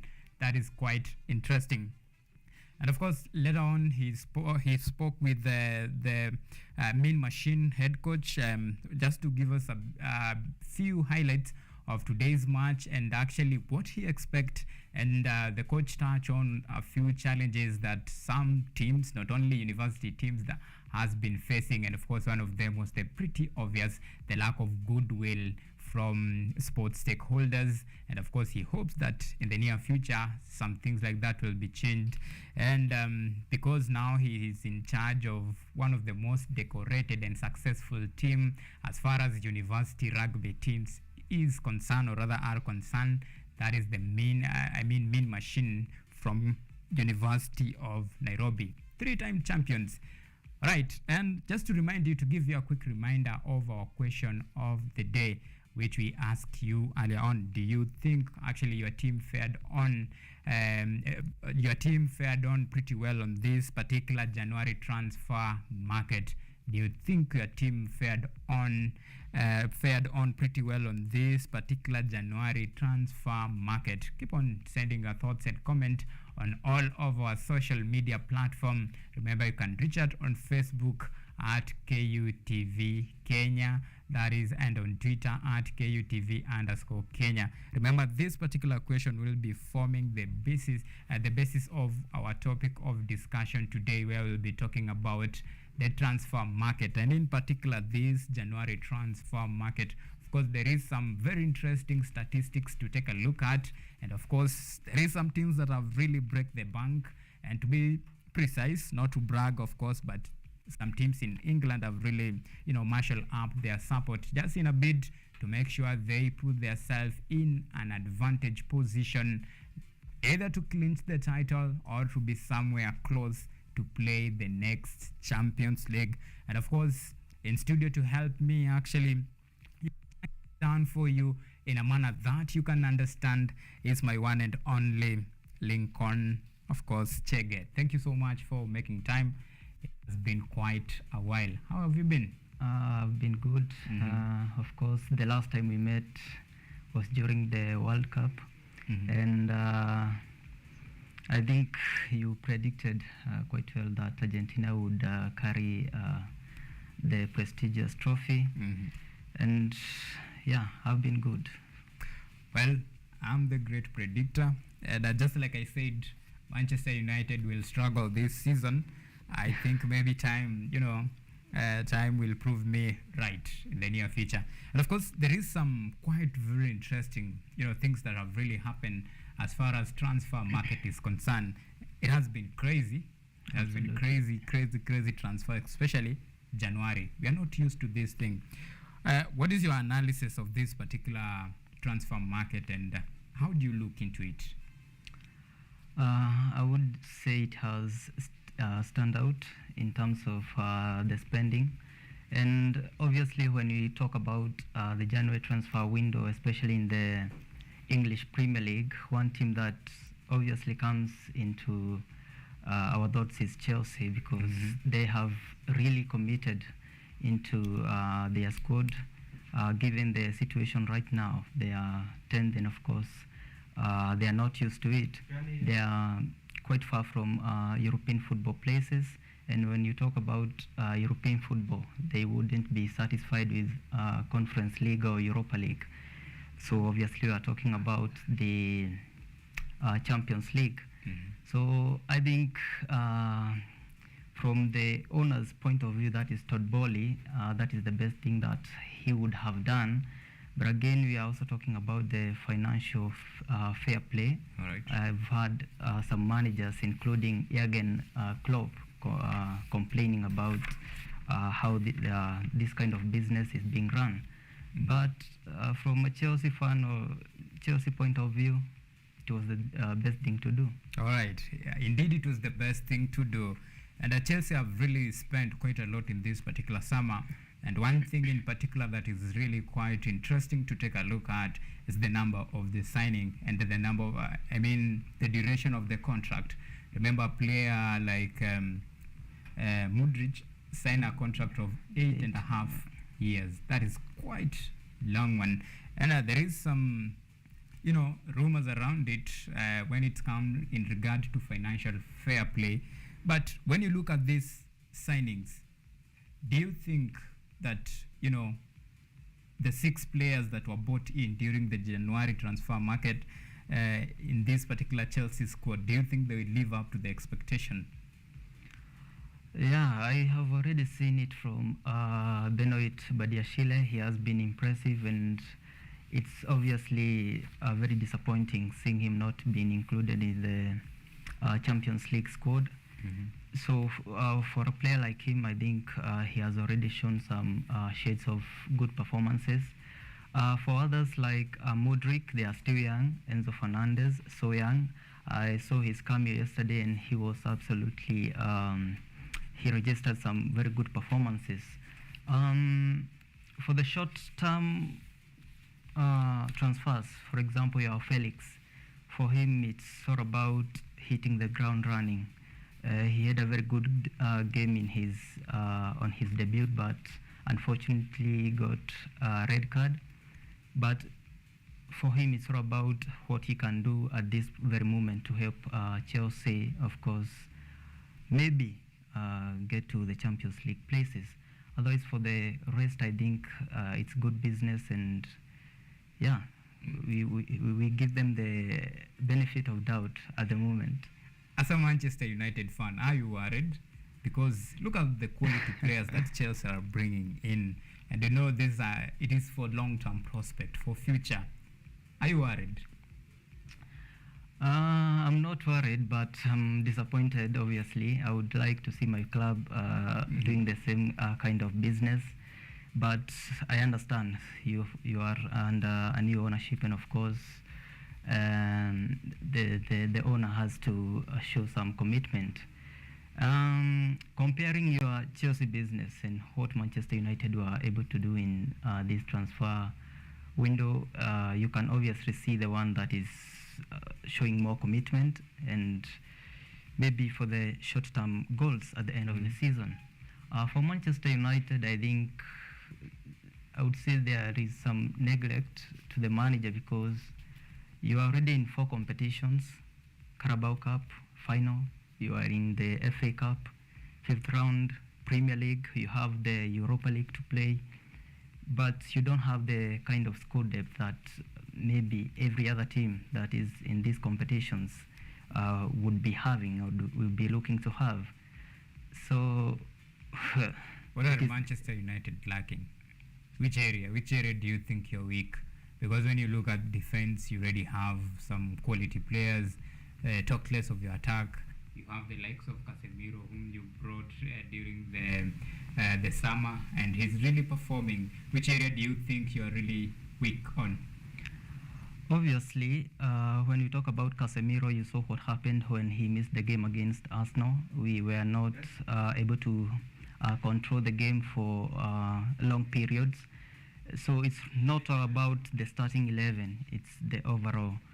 For example, there is some player, for example, if Marcus Rashford is injured at this very time, you see Manchester United will start struggling. So I thought they could bring more of short-term signings. Of course, Manchester United will also be undergoing maybe a takeover before the end of the season. So I thought they would commit in some short-term signings to help the manager at least carry home something. Yeah. And talk to us about the whole issues of aspect of Manchester. Manchester, maybe in terms of success this season, what maybe I expect is a very tough Carabao Cup final against Newcastle United. It's a match that it needs some real commitment going into it, and of course trying to get that momentum, because already we have seen a very quick transition under Eric Ten Hag. I mean, in a long time I've not seen a manager take over a team that has been quite poor in the past season, and of course come in and transform it in a very quick manner. But at the end of the day, what will be remembered is the trophy, what you got for it. And of course, being in the Carabao Cup final is something that is good, but winning it could be even better. Talking about the FA Cup, we are still far from done. The Premier League, I wouldn't like to comment because I've seen this team in the same position in the past. For example, under Ole Gunnar Solskjaer, in the season he finished second to Manchester, and then Manchester City took the title. So I wouldn't really say that Manchester United maybe are going to finish second or third, but I expect us to secure a Champions League place. Right. Yeah. So it's good to see Manchester fan actually admitting that winning the league is quite impossible, or rather quite too impossible, because you never know what will happen. And there is, of course, a lot of transfer market that have been done, and one of them, there is another team that was actually trying to flex its financial muscle, and that is the league leaders, that is Arsenal. They have bought two key players, if you ask me. And do you think this is a tactical move for them? Remember, they had a couple of targets that they were eyeing. Remember, one of them was Mudryk that Chelsea actually hijacked on the way. They had set eyes on Moises from Brighton, but unfortunately they could not be able to match the price tag. Do you think the signing of Jorginho from Chelsea would have somehow ushered in, or rather give the shadow aspect of their target that they miss? Yeah, obviously, when you talk about Jorginho, I think this is a transfer that came to their mind when Thomas Partey was suffered an injury, but I understand right now he's back, and so it brings us back to the same issue of having a squad depth. And I know he's not one of the Jorginho is not one of the maybe most technically able players in the Premier League, but because or owing to the fact that the manager has been a long-time admirer of such a player, it gives you confidence, and it remains to be seen what he brings to this team. But remember, Jorginho is a Champions League winner, and of course he's bringing the winning mentality to Arsenal. Yeah, absolutely. That is something maybe I've forgotten to add. I think he will also be a very key dressing room figure for this team going towards the end of the season. All right. Another team that actually really surprised us was Bayern Munich. Remember, they went for João Cancelo from Manchester City, and of course Manchester United reject, and a former Ajax player, that is Daley Blind. They have bagged in, during this transfer season. Do you think actually it was a tactical move, or it was just out of no options? I think it's all about being able to anticipate for something that is happening out of nowhere, because for a player like João Cancelo, it is something that happened so quickly. Is not one of the players that you could tell at the start of the window that at the end of it he will not be playing in the Premier League. And that just shows the level of leadership at Bayern Munich, because they know the kind of quality that this player has, and because he has already, maybe, according to what I've heard, falling out with Pep Guardiola, this is the right time to get such a player. And of course, I wouldn't be surprised if they commit to a permanent move in the summer. Concerning Daley Blind, it's about knowing that you are in very many competitions. They are in the Champions League. They will be playing against a PSG. In the Bundesliga, they have not been quite the Bayern Munich that we know. And so I think it's all about adding that squad depth. Yeah. All right. At the end of the day, João Cancelo is a quality player. And for me, it's some sort of a tactical move from Bayern Munich. And of course, at this time, I think it's a good time to, call it a wrap up as far as sports review is concerned. We take a short break, and when we come back, we'll be taking a dive at more other stories, including a follow-up on the Kenya Cup that is just about to kick off officially. But before that, probably your final remarks on the transfers. Yeah, on this particular transfer. I think I would give credit to, first of all, Chelsea, and then I think the clubs that committed in this transfer window, Arsenal, the kind of signings they made in Trossard and Jorginho. I think it adds to their quality, and I am backing them now to go on and win the title. Wow. All right. You have had it all. I think for Arsenal, we'll have to wait and see what will happen for them, because even some Manchester United fans are already, folding their hands and saying, okay, take this thing home. Anyway, but before that, let me remind you pretty quick about our question of the day. Remember, we asked you earlier on, do you think your team really fared on during this transfer market, do you think your team fared on during this transfer market? Of course, keep on talking to us on all of our social media platform, on Facebook at KUTV Kenya, on Twitter at KUTV _ at @AUEVA _012 at Real Pinches. Keep on sending our thoughts and comment and go berserk.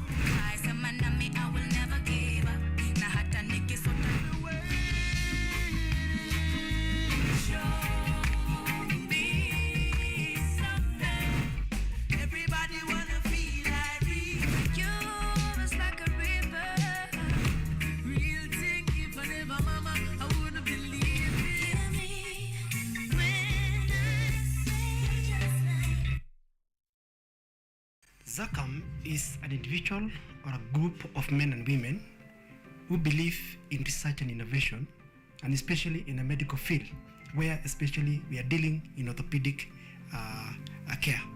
ZACAM has come up with a product or an innovation called the hip spiker table.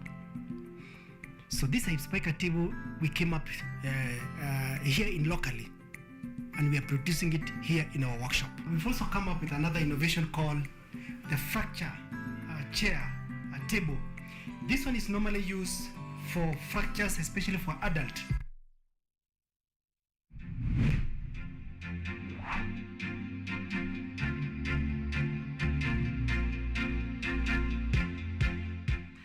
We are all seeing the impacts of climate change. In Kenya, for example, the floods, the frequency of the floods is becoming more and worse. The amount of people and livestock we're losing.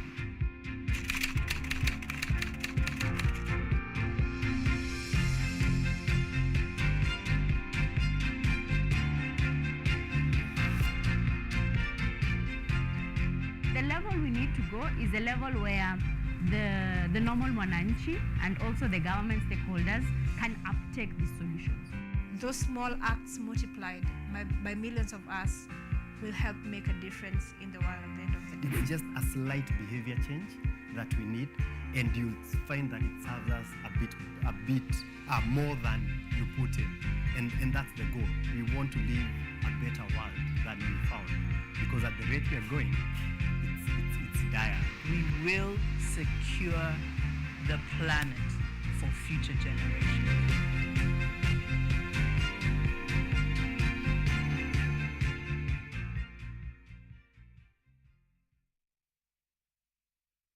Hello everyone, this is the new chapter of Let's Be Fit. I'll be host DiCaplo. I'm here to give you various workouts. I'll be having different trainers. We'll have Zumba classes, we'll have aerobics classes, we'll have boxercise, we'll have kata box, just name them.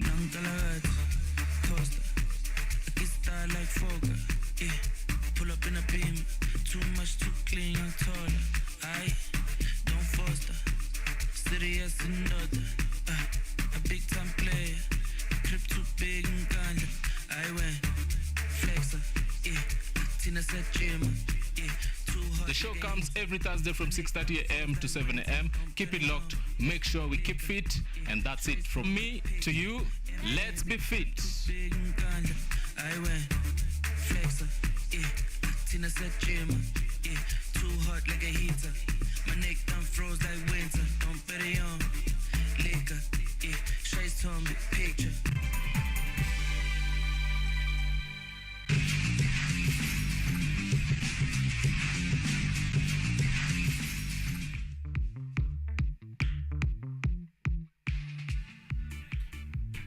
Right, thank you so much and welcome back. Of course, this as we approach the tail end of this particular On The Spot show.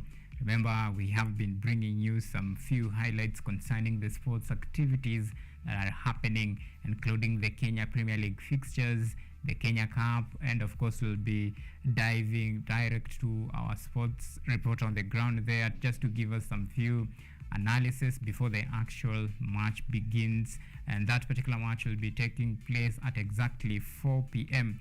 And before that, we have been talking about the transfer markets and how Chelsea have really flexed their financial muscle, of course, outdoing the likes of the big money bags. Talk about the likes of Manchester United, of course, one of the teams that they actually think they are the money bags. And of course, Manchester City there.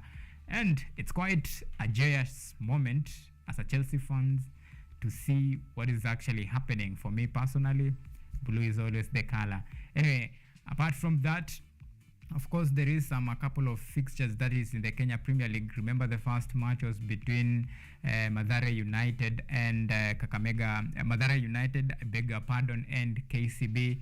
And later on, we'll be having Tusker FC will be wanting to at least bounce back from defeat when they welcome Kariobangi Sharks at Ruaraka grounds. And of course, later on, Mathare United will is scheduled to play. Just to try, remember the last match they registered stalemate draw against their Mashemeji counterpart, that is FC Leopard. And later on, we have a couple of few matches lined up for you. Let me take you pretty quick through this particular fixture. Remember, Kakamega Homeboys will be playing against Postal Rangers at Buhungu Stadium. Then we have Wazito FC will be playing against Sofapaka. Then we have the league leaders, that is Tusker FC, against Kariobangi at Ruaraka Stadium.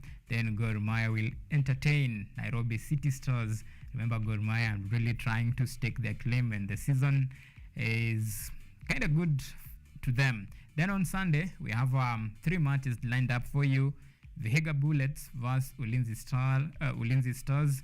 Then we have Nzoia Sugar, the league leaders right now, against FC Leopards. FC Leopard, remember, they are now picking the momentum, and they registered their last game. They registered a 1-0 win against Vihiga Bullets. Then the last match will be against Bidco United versus Kenya Police. Remember, Kenya Police, they have hit back-to-back, clean sheet. They won 3-0 against Tusker FCs. Against all odds, they beat the defending champions. Then they went ahead and win against, the most decorated team. That is, as far as history of Kenya Premier League is concerned, that is Mathare United. That is, they won 5-0 against Mathare United. Right now, we can say Mathare United are the struggling team right now. They have been hit with all sort of, you could call it squad depth, financial struggles, lack of leadership, if some will say it. Anyway, the team is really struggling. Well, in today's fixtures, that is the Kenya Cup. Remember, we have league leaders KCB will be playing against Catholic Monks. Then we have Strathmore Leos will be playing against Menengai Oilers. Then another match that will see Mwamba, of course, entertain Cabras Sugar. Then we have Black Blood vs Mean Machine. That is a particular match that will be played here at Black Bean Stadium. That is at Kenyatta University playing ground. And of course, another match will see Nakuru vs Kenya Harlequin, and Homeboys will play against Masinde Muliro University of Science and Technology. And the main highlight of today's particular match, that we'll call it a big match, is this is the Varsity Derby. That is Black Blood versus Mean Machine. Remember, Mean Machine is one of the most decorated university teams as far as rugby is concerned. They have won 3 league titles, and of course, that tells you the kind of team that Black Blood will be facing. But this time round, the table have actually turned. Remember, Black Blood are in 5th position right now, and 11 points separating them. And one of their main target this time round is to finish within the playoff, and that is their main target. Remember, in this particular match, just like Coach William Moto had said earlier on, they are targeting 4 tries just to put themselves at an advantage position. There were quite a lot of interesting facts and statistics that we need to take a look at as far as these two teams are concerned. Remember, these are two of the oldest university teams to actually have featured. Remember, the first team was Mean Machine, then Black Blood followed later on, and of course the rest just following the suit. So you can remember or imagine the sum, or rather the kind of history that these two teams has. And remember, this is a derby, and the atmosphere and of course the environment and everything that will be taking in between, and of course we'll be crossing over to our one and only, that is real Pinches, or rather Peter Pinches, there to give us some further analysis as far as this particular Black Blood versus Mean Machine match, or rather derby game, is concerned.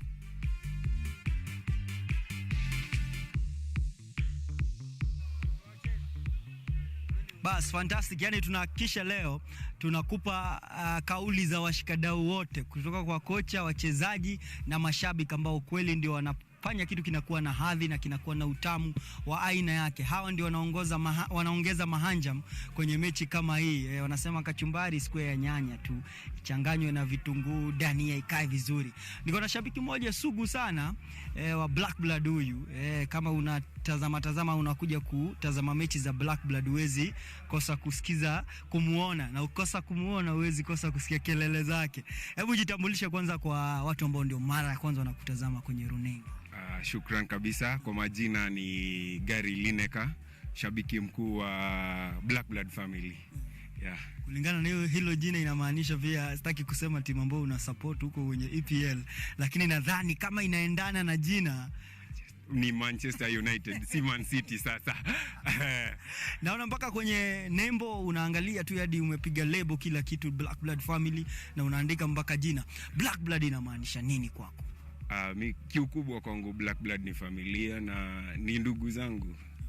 Kwanza tangia miaka kale tumekuwa pamoja na tumeona tukikuwa kwa pamoja, so mi kwangu ni familia ndio. Familia, kila mtu huko na story. Mlijuana aje na hii familia, ama mlionana wapi, ama ni nini uliona? Kwa sababu mimi najua kuna very good number of people wana support Black Blood, hajaisoma KU, wanapenda tu, ama tu mtu ni rafiki yake amemfanya ameipenda. Wewe Black Blood, connection yako na wao? Connection yangu ilianza miaka ya kitambo nilipokuwa kijana mdogo hapa, na kujiunga nao ikakuwa ni rafiki, akanifanya nikakuwa pia part of it. Nikitoka high school nilicheza rugby kidogo, so kukuja ikakuwa easy kuconnect nao. Hii season najua Black Blood ama timu yoyote, kila shabiki uko na expectations zake based na kitu ambacho unajua kuhusiana na timu yako. Manchester uko na expectations zako. Black Blood hii season wakianza, expectations zako kuwahusu ilikuwa gani? Ni one word for me, playoffs. Na mko karibu, mmeachwa na point moja na playoffs, so wame live up to your expectations so far? Yeah, hata wale hawaamini wanaweza enda kuangalia table venye inakaa, watajua kweli Black Blood si mchezo. Na leo ndo ile siku we are confirming to machine that this is Black Blood, and the bin is somewhere you can't just live like that. History must be made here. 100% record. 100% record. Yeah. Hii season kwenye Black Bin. Yani Oilers walikuwa hapa na wanajua history hapa. Timu kubwa zimeogopa kucheza hapa, so wanajua hii. Mimi nakumbuka kuna siku KCB hapa try ilifungwa na Acadius bana, ilikuwa yani haribu hesabu. Ikakuwa shida sana. Wanajua. Expectations za game ya leo against Mean Machine, ambayo mko na difference ya 11 points. Wao wako second last, difference 11 points, na tuseme Blood side they are on the rise compared na Mean Machine. This is a derby and numbers don't lie.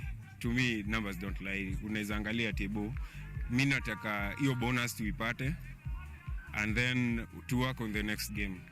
Yeah, that's all. Shukran sana Gary, and all the best kwa game. Najua utajibamba. Acha nitafute shabiki mwingine pia, Adha njoo pia. Uni Adha pia shabiki sugu sana pia, na mimi nakukumbuka pia ukicheza. Kwani umestaafu ama ni injury? Ni injury, niko nao kidogo ya shoulder, but natumai nitarudi after kurecover. beyond wewe kuwa mchezaji, mimi najua kwa sababu mimi nilikujua hata kabla uko huyo mchezaji ambao uko saa hii. Safari kwanza imekuaje na Black Blood? Ups and down. I think nimekujua probably 5 seasons ago. Yeah. Safari imekuwa njema kwa sababu nilianza kama siku naweza ku make team, nilikuwa team 2 bench. Nikaendelea kucheza hivi hadi mahali ambapo sasa nikakuwa among the bench wa Kenya Cup. Then baadaye sasa ndio nikaanza ku start Kenya Cup. Na mpaka size imebadilika. Size imebadilika. Game imechange hapa. Tumekuwa na lot of coaches wamekuja kututrain. So tunaendelea tuki-evolve. As you can see sasa Blood si kama kitambo venye tunaenda tunasema we have to win some 3 games hivi ndio tusirelegatiwe. It's all about survival. Sasa mna aim playoff. Sasa tuna compete. Tunaona tumekuwa tuki-upset hizi big teams kina Oilers. Na kuna pia depth of players. So iko sawa kabisa. Unaweza attribute kwa sababu in terms of university input not much has changed.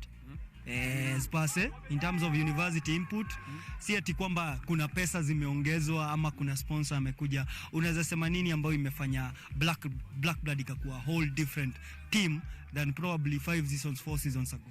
I guess ni attitude imekuja hii season. This season ikianza starting from off season na pre-season tumekuwa na coaches kama Polycarp, alikuwa Homeboys, alikuja akaanza kutuambia, akatushow tuko na positive attitude, as in tusiende kwa game tukiwa underdogs. Usione shida zako, wanasemanga shida zako zisikue ndio zitakuhinda wewe kuachieve kitu unataka, but dreams zako zikue ndio zinakusukuma despite the challenge. Yeah. Na ukiona Fladis tuli put a very big good fight Fladis by the for the first time tulifika semis za so ilikuwa good run. So not just in the semis, Black Blood ilikuwa among the teams ilikuwa zinacheza very impressive rugby kwenye floodlights. Tuzungumze kuhusu labda Blood ina nini hii game varsity derby. Labda kuna mtu anatazama kwa mara ya kwanza anasema pinches ni kelele tu wako nazo za varsity derby, si ni match tu kama ile nyingine ama ni game kama ile nyingine?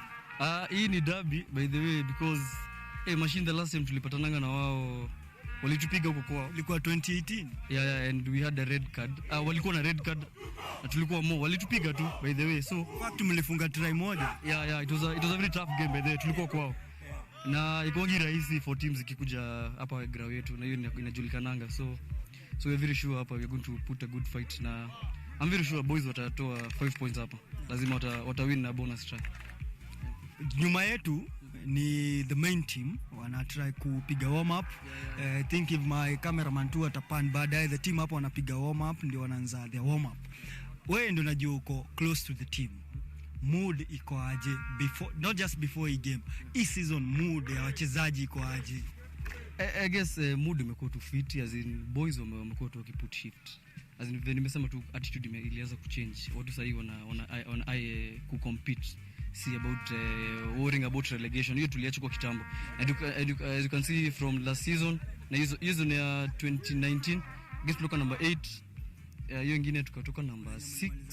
Yeah, the last one, the previous one, last season. So I'm very sure tutafika playoffs. Fantastic. Beyond off field pia watu wamekuwa make moves. I think Moto Williams teach watu wamekwenda training. Does it help say pia wakienda wakam back na more knowledge ama tu ni mtu akienda asome kitu hiyo ni yake? Moto amekuwa na impact nyingine kubwa. Yeye ameenda hata majuu kusoma stories za Olympics and all. Amekuwa pia sensi wa chipu, so pia na mentor wase anatusaidia sana kujua more about the game. Pia Tichi amekuwa pia akisaidia team na pia amekuwa akicheza. So hebu niulize, najua most of the time itakaa ni swali la kizushi, does it help when you have a coach mwenye mnaweza relate in terms of age level? Kwa sababu Moto miaka hatujui miaka yake but anakaa ni miaka yake ni karibiana na most of the players. Does it help when the coach is young? Yeah, it does, because anaweza kutuelewa venye kutuelewa sasa personally na former player actually, na anajua challenges sisi upitia. So ukimwambia Moto mazee jo leo mazee tunainama tuna food tukai hizo, so ataelewa, atajua mbona kuna msee fulani atukai training, anatujua at a personal level, so inasaidia sana. Yeah. Thanks Madhe for your time. and injury hopefully unaweza make a comeback as fast as possible. Hiyo depth inasaidia sana. Yeah. Asante sana. Ndio hao wachezaji, ni mchezaji alianza akiwa shabiki mkubwa sana wa Black Blood, lakini amekuwa mchezaji, na kama pia unatazama mechi za Black Blood tunaona pia kuna kupanda hadhi. Sasa hivi ndio the main team wanapiga slight warm up in readiness for the big game. Black Blood RFC taking on Mean Machine from 4:30. Slight change kwa kickoff. Mechi ilitarajiwa ianze 4 lakini mabadiliko kidogo dakika 30 za juu. Ni mechi ambayo itakuwa na utamu wake, na nakwambia hapa kweli kama ndio unashangaa weekend yako itakuwaje, hii ndio mechi kubwa ama mechi ambayo unahitaji kuhudhuria. Hakisha kwamba unafunga safari na kuja kwenye uga wa Blood Bean hapa chuo kikuu cha Kenyatta. Mechi itakuwa inang'oananga 4:30. Black Blood currently ranked at the 5th position with 18 points, taking on Mean Machine. Wanasema ndio the all original varsity derby. Mean Machine akiorodheshwa katika nafasi ya 11 na alama 3. Ina maana kwamba kuna difference ya na alama 7 samahani, kuna difference ya alama 11. This one promises to be a very exciting match, but for now is back to you in studio. Sisi yani tu endelee tu kujipulizia tu makoko baridi hapa tukisubiri mechi ya Black Blood na Mean Machine at exactly 4:30 p.m. Koko Uma.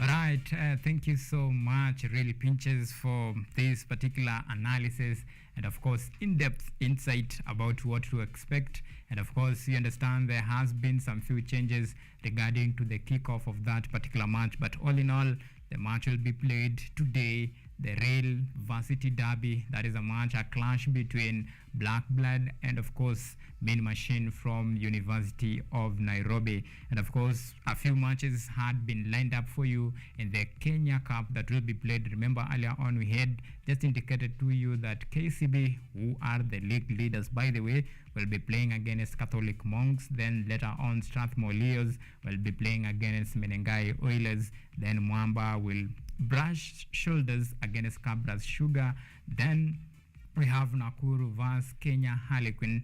Then Homeboys will entertain Masinde Muliro. Of course, that is the some of the matches that had been scheduled to take place this particular Saturday in the Kenya Cup. And remember, in the Kenya Premier League, we had a couple of matches that had been lined up for you in this particular Saturday, and of course some 3 matches that will be played on Sunday, that is tomorrow. Remember, the early kickoff was against Mathare United and KCB. Understand that particular match has just ended. Then there is a couple of matches that began at 3 p.m. and those matches are ongoing. And later on, remember the early kickoff in the English Premier League. Remember, Arsenal will be playing, or rather they are playing Everton. Remember, Everton have had some few setback, including sacking 2 coaches in just a span of 6 months. What a struggling team. Then of course yesterday there was some much of expectation that many Chelsea fans were expecting to see from their big money spending, but that match ended to a disappointing stalemate draw against their London counterpart in a London derby. That and many more of the stories that we had been actually lined up for you in this particular on the sports review, on the sports show, and of course a couple of review that you are taking a look at the transfer markets in the market that has just happened and how teams have really been faring on as far as January transfer market is concerned. And up to that particular point, I think it's a good time for us to take this particular to wrap it up this show. It has been quite amazing. Many thanks for those who made this production a success. Many thanks to you, my super producer, that is Ngure, and of course my director Rex. Major minor matters to do with sound, and of course Mshila Graphics, and all for you, our esteemed viewers, for always keeping us company in the last 1 hour 30 minutes or so. It has been amazing, and you know what, you have just earned yourself a very brilliant weekend. Until then, see you next time.